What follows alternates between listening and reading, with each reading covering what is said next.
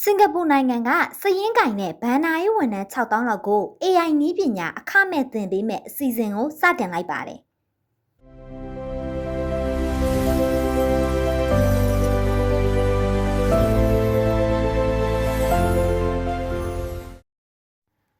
စင်ကာပူမှာစည်ရင်းကင်နဲ့ကုမ္ပဏီကြီးတွေရဲ့ဘန်နာရေးဆိုင်ရာကျွမ်းကျင်ပညာရှင်ပေါင်း6000လောက်ကိုနောက်3နှစ်အတွင်းမှာဉာဏ်ရည်တု AI နည်းပညာတွေသင်ပေးနိုင်ဖို့ AI X Accountancy ဆိုတဲ့အစီအစဉ်တစ်ခုကိုစတင်လိုက်ပါတယ်။ဒီအစီအစဉ်ကိုစင်ကာပူလက်မှတ်ရပြည်သူ့စီရင်ကိုင်များအဖွဲ့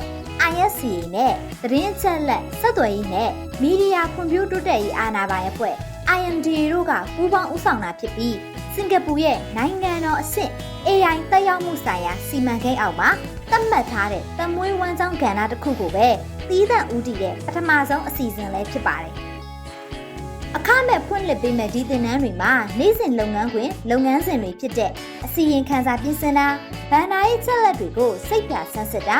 လိမ်လည်မှုဖြစ်နိုင်ခြေတွေကိုရှာဖွေဖော်ထုတ်တာပုံမှန်လုပ်နေကြအလုပ်တွေကိုအလိုလျောက်စနစ်ပြောင်းလဲတာနဲ့ AI ကိုတာဝန်သိသိစနစ်တကျအသုံးပြုတာစတဲ့ AI နည်းပညာတွေကိုသင်ကြားပေးသွားမှာပါ။တက်ရောက်မဲ့သူတွေအဆင်ပြေပြေသင်ယူနိုင်အောင်အွန်လိုင်းရောဆရာကိုယ်တိုင်သင်ကြားပေးမဲ့သင်တန်းတွေပါပေါင်းဆက်ပြီးတော့ပုံစံမျိုးစုံနဲ့စီစဉ်ပေးသွားမှာဖြစ်ပါတယ်။ဒီအစီအစဉ်ရဲ့ရည်ရွယ်ချက်ကတော့ AI နည်းပညာတွေပိုပြီးတိုးတက်လာတဲ့အခါစည်ရင်းကင်နဲ့ဘန်နာရေးနယ်ပယ်ကဝန်ထမ်းတွေအနေနဲ့အလုံးလုံးနှုံပိုမြန်လာစေဖို့နဲ့လုပ်ငန်းခွင်အပြောင်းအလဲတွေအတွက်အဆင်သင့်ဖြစ်နေစေဖို့ပဲဖြစ်ပါတယ်။ဒါဟာ2029ခုနှစ်နောက်ပိုင်းမှာနည်းပညာပိုင်းဆိုင်ရာမဟုတ်တဲ့အခြားနယ်ပယ်ကကျွမ်းကျင်ပညာရှင်3သိန်းခွဲကို AI ကိုကျွမ်းကျ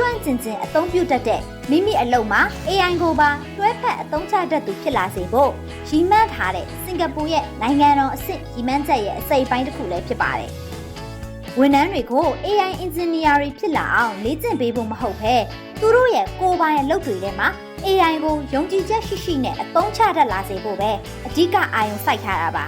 ။ဒီအစီအစဉ်ဟာလုပ်ငန်းခွင်ကပညာရှင်တွေအတွက်အသုံးဝင်မဲ့ AI ကျွမ်းကျင်မှုတွေကိုအခမဲ့သင်ယူနိုင်မဲ့အခွင့်အလမ်းကောင်းတစ်ခုဖြစ်ပါတယ်။